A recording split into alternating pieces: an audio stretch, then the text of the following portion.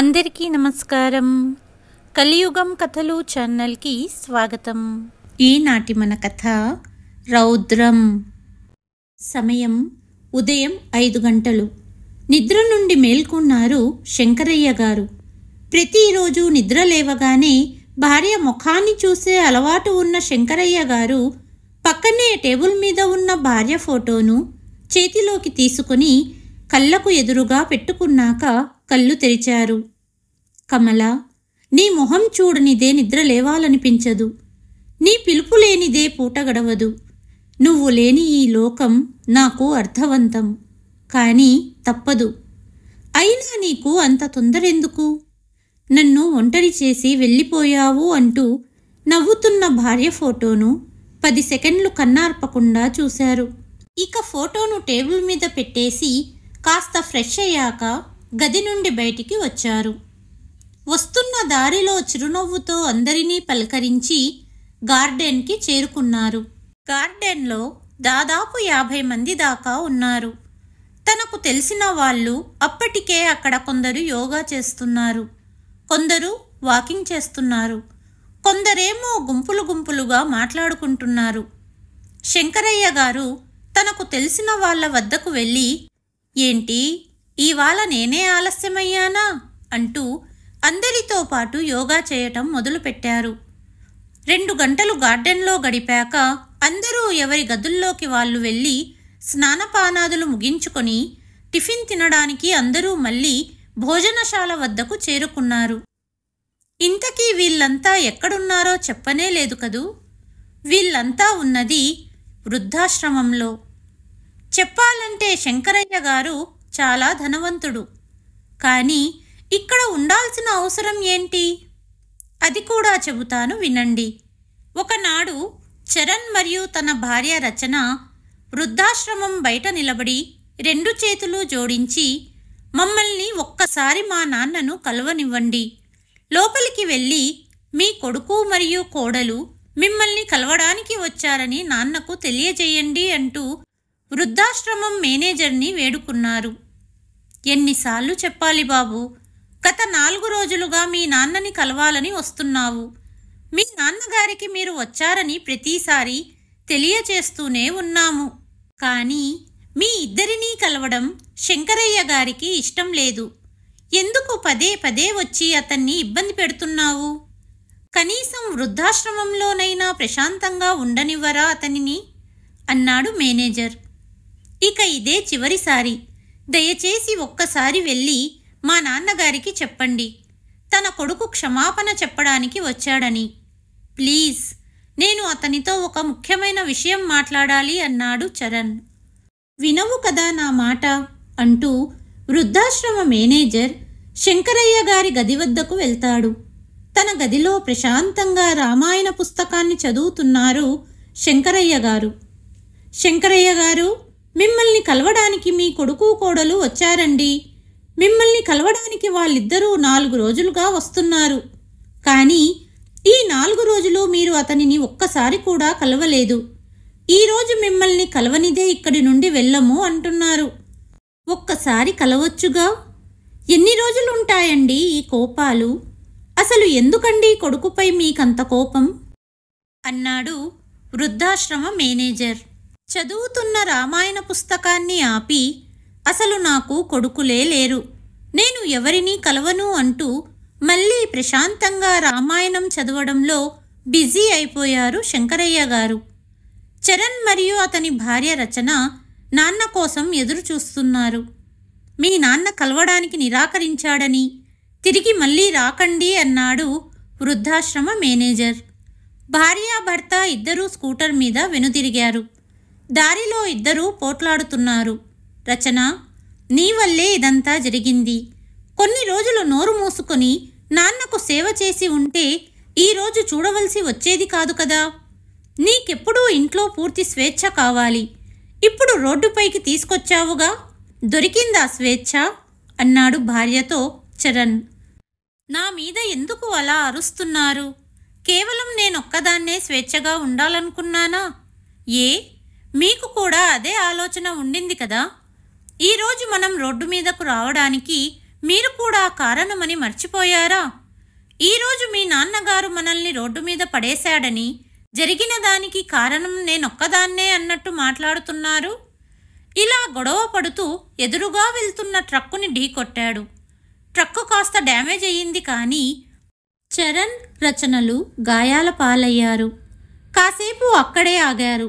వెంటనే చుట్టూ జనం చేరుకున్నారు. ఇద్దరూ కాస్త కుదుట పడ్డాక ఇద్దరూ ఆటోలో హాస్పిటల్ వెళ్ళారు. తను మరియు భార్య రచన డాక్టర్ వద్ద చూపించుకొని, గాయాలకు కట్లు కట్టించుకొని, మందులు తీసుకొని ఇంటికి చేరారు. చరణ్కు 2 గదుల ఇల్లు ఉంది. అది కూడా బాడుగ ఇల్లు. మొదటి నుంచి చరణ్ అద్దె ఇంట్లో లేడు. సంపన్న కుటుంబంలో పుట్టాడు కాబట్టి అతను పెద్ద ఇంట్లో చాలా ఆడంబరంగా నివసించేవాడు. తండ్రికి పెద్ద వస్త్రాల దుకాణం ఉంది. వ్యాపారం చాలా బాగా జరిగేది. షాప్ మొత్తాన్ని తండ్రి చూసుకునేవాడు. పెళ్లి అయినప్పటి నుంచి చరణ్ కూడా తండ్రితో పాటు షాప్ వ్యవహారాలు చూసుకునేవాడు. అటువంటిది ఈరోజు చరణ్ పరిస్థితి. విలాసవంతంగా జీవించాల్సిన జీవితాన్ని వదిలి బాడుగ ఇంట్లో ఉండవలసి వస్తుంది. 6 నెలల క్రితం వరకు చరణ్ మరియు రచన తండ్రి యొక్క 500 గజాల ఇంటిలో నివసిస్తూ హాయిగా ఉండేవారు. తన తండ్రి షాపులో కూర్చొని చాలా డబ్బు సంపాదించేవాడు చరణ్. ప్రతిరోజు పార్టీలంటూ, సినిమాలంటూ, భోజనాలు కూడా ఆర్డర్ చేసుకొని తింటూ, స్నేహితులతో తినడం, తిరగడం, ఇలా చాలా విలాసవంతమైన జీవితం గడిపారు. 6 నెలల క్రితం ఒక నోటీసు ఇంటికి వచ్చింది. ఫ్యామిలీ లాయర్ తీసుకొని ఇచ్చాడు. ఆ నోటీసులో శంకరయ్య అనే నేను నా ఇల్లు, దుకాణం మరియు నాకు చెందిన ఆస్తులపైన నా కొడుకు చరణ్కు ఏ విధమైన హక్కు లేదు అని తెలుపుతున్నాను. అలాగే 1 వారంలో ఇంటిని మరియు షాప్ని కొడుకును ఖాళీ చెయ్యమని ఉంది. లాయర్ ఇచ్చిన నోటీసు చదివిన చరణ్ మరియు రచనల కాళ్ళ కింద భూమి కదిలిపోయింది. వాళ్ళకసలు అర్థం కాలేదు. 2 సంవత్సరాల క్రితం ముసలి తండ్రికి కరోనా సోకడంతో ఇక మరణిస్తాడనుకొని హాస్పిటల్లో వదిలి వచ్చారు. ఇక బ్రతకడనుకున్న తండ్రి బ్రతికే ఉన్నాడా? అంతేకాకుండా ఆస్తిలో హక్కు లేదంటున్నాడు. అసలు ఈ నోటీసు పంపిన నాన్న ఎక్కడున్నాడు అని లాయర్ని అడిగాడు చరణ్. మీ నాన్న ఎక్కడున్నాడో ఎవరికీ తెలియకూడదన్నారు.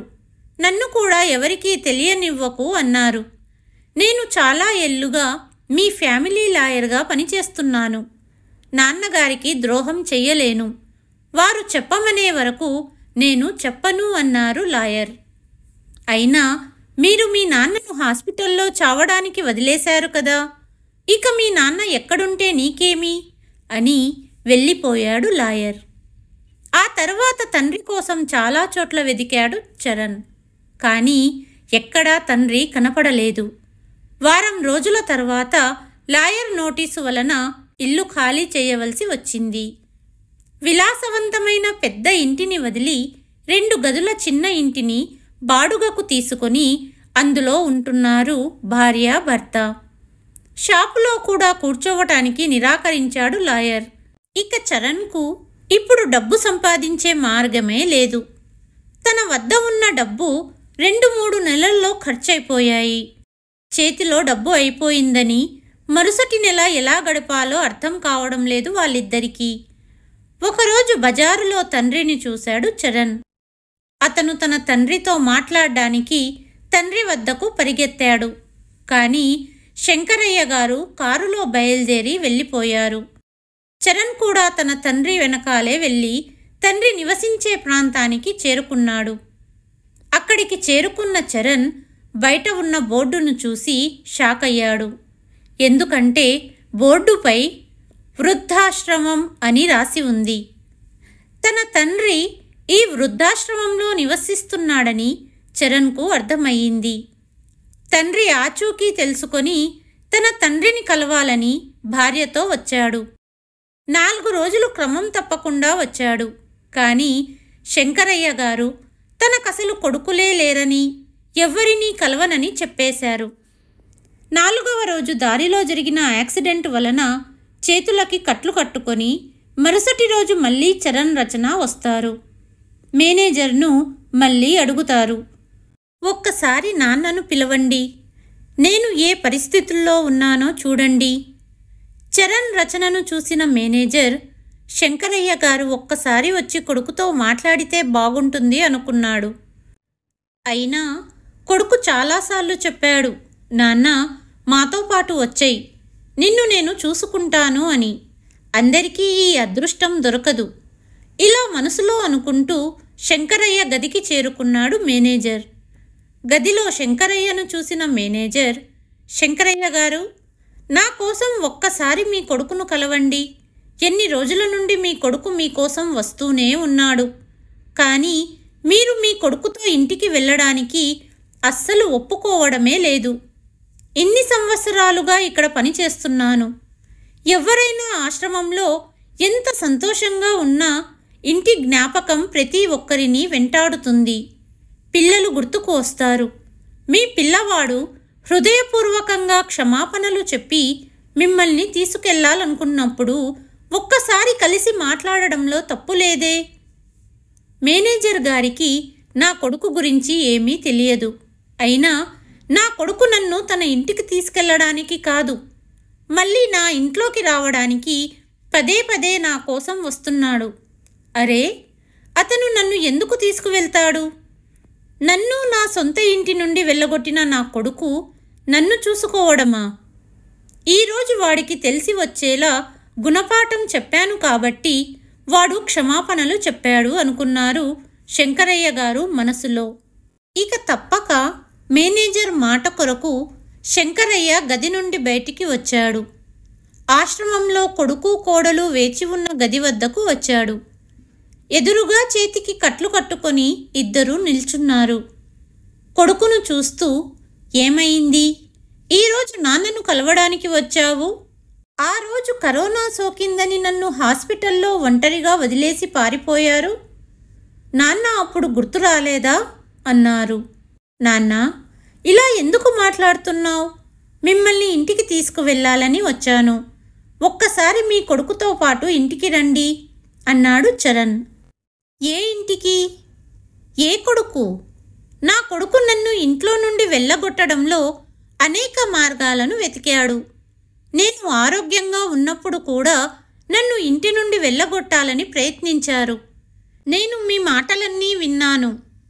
తండ్రి మన మాటలు ఎప్పుడు విన్నాడు అనుకుంటూ చరణ్ రచన ఇద్దరూ ముఖాలు చూసుకున్నారు. అయినా వృద్ధాశ్రమానికే కదా మీరు పంపాలనుకున్నారు. మీరు ఇంటి నుండి ఆశ్రమానికి నన్ను పంపాలని మాట్లాడుకున్నప్పుడే నాకు కరోనా సోకింది. మీరిద్దరూ ముఖానికి 2 మాస్కులు వేసుకొని చేతులకు గ్లౌజులు వేసుకొని నన్ను అంబులెన్స్లో హాస్పిటల్లో వదిలేశారు.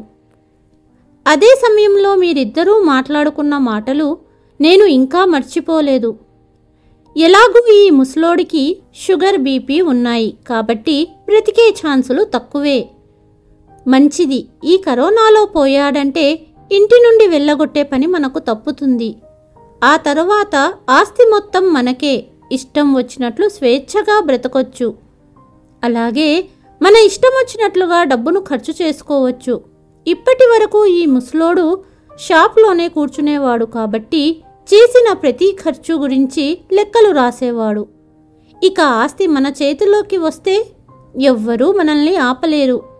జీవితమంతా కూర్చొని తినొచ్చు అనే కదా మీరు మాట్లాడుకున్నారు.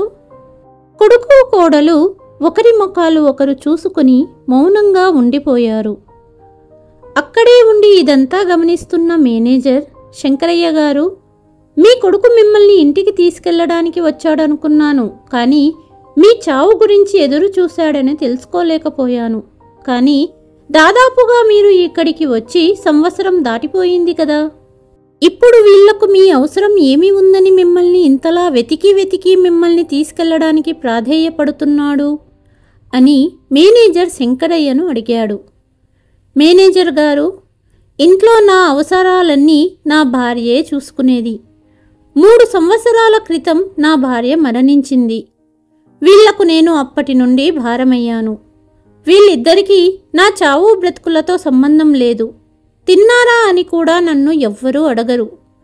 వీళ్లకు కేవలం నా ఆస్తి కావాలి అంతే.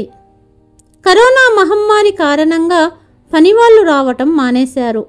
లాక్డౌన్ కారణంగా షాప్ మూయవలసి వచ్చింది. అందుకే నేను ఇంట్లోనే చాలా జాగ్రత్తగా ఉండేవాడిని. ఇంట్లో కాకుండా ఇంకెక్కడికి వెళ్ళగలను? కానీ కొడుకు కోడలు బయటి పనులన్నింటికీ నన్నే పంపేవారు. ఇంట్లో ఎదురుగా ఉన్న ముసలి తండ్రి కొడుకు కోడలికి భారమయ్యాడు. అందుకే ఎలాగైనా ఇంటి నుండి వెళ్ళగొట్టాలని చాలా ప్లాన్లు వేశారు. ప్రతిరోజు నన్ను బయటికి పంపేవారు. వీళ్ళు నన్ను వదిలించుకోవటానికి ఇంట్లో నుండి వెళ్ళగొట్టాలని చూస్తున్నారని నాకు తెలుసు. కానీ ఎక్కడికి పంపాలనుకుంటున్నారో తెలియదు. ఒకనాడు కొడుకు జేబులో నుంచి ఊరి బయట ఉన్న ఒక వృద్ధాశ్రమం కార్డు దొరికింది. అప్పుడు అర్థమైంది వీళ్ళిద్దరూ నన్ను ఆ ఆశ్రమానికి పంపాలనుకున్నారని. కరోనా సోకిన నన్ను వీళ్ళిద్దరూ అంబులెన్స్లో హాస్పిటల్ చేర్చారు. అప్పుడు నేను వేసుకున్న డ్రెస్సులో నా ఏటీఎం కార్డ్ మరియు కొంత డబ్బు ఉంది. అది వీళ్ళు గమనించలేదు.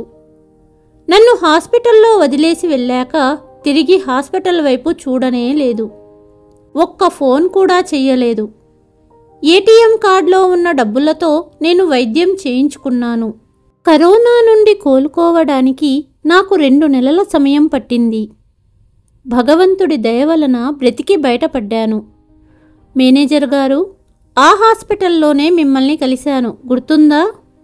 అవును శంకరయ్య గారు, మా ఆశ్రమంలోని 2 మహిళలకు ఆరోగ్యం బాగాలేకపోతే డాక్టర్కు చూపెట్టడానికి వచ్చాను. ఒంటరిగా ఉన్న మిమ్మల్ని నేనే వృద్ధాశ్రమంలో చేరమని చెప్పాను అన్నాడు ఆశ్రమ మేనేజర్. కానీ మీరు ఇంత డబ్బున్న వాళ్ళని ఎప్పుడూ చెప్పలేదు. ఎంత డబ్బు ఉండి ఏమి ప్రయోజనం మేనేజర్ గారు? నా అనుకున్న వాళ్ళే నా చావు గురించి ఎదురు చూస్తున్నారు. అందుకే దాదాపు సంవత్సరమైంది నేను ఇక్కడికి వచ్చి. కానీ ఎప్పుడూ నా గతాన్ని చెప్పుకోలేదు. కానీ ఒంటరి తండ్రి పట్ల ఇంత దారుణంగా ప్రవర్తించిన వీళ్లకు బుద్ధి నేర్పాలనుకున్నాను. కానీ ఎలా? చాలా ఆలోచించాను. 6 నెలల క్రితం అందరం కలిసి బజారు వెళ్ళినప్పుడు అక్కడ ఫ్యామిలీ లాయర్ కనపడ్డాడు. సంవత్సరం తర్వాత నన్ను చూసి సంతోషంగా దగ్గరికి వచ్చి, శంకరయ్య గారు, ఎక్కడికెళ్లారండి ఇన్ని రోజులు అంటూ పలకరించాడు. పరిస్థితి మొత్తం అతనికి వివరించాను. తన ఇంటికి రమ్మని ఆహ్వానించాడు. నా చావు కోసం ఎదురు చూసేవాళ్లే కాదు, అభిమానించేవాళ్ళు ఉంటారని ఆనందించాను. కానీ అతనితో వెళ్ళలేదు. తరువాత ఫోన్లో మాట్లాడి, ఏ ఇంటినైతే నేను కష్టపడి కట్టానో, అలాగే ఏ షాప్ అయితే కష్టపడి వృద్ధిలోకి తెచ్చుకున్నానో వాటిని నాకు దక్కకుండా చేశారు నా కొడుకు కోడలు. అందుకే వారికి కూడా నా ఆస్తి దక్కకుండా చెయ్యాలని నిర్ణయించుకున్నాను. నేను చచ్చానో బ్రతికానో కూడా పట్టించుకోని కొడుకు గురించి నేను పట్టించుకోవాల్సిన అవసరం నాకు లేదు.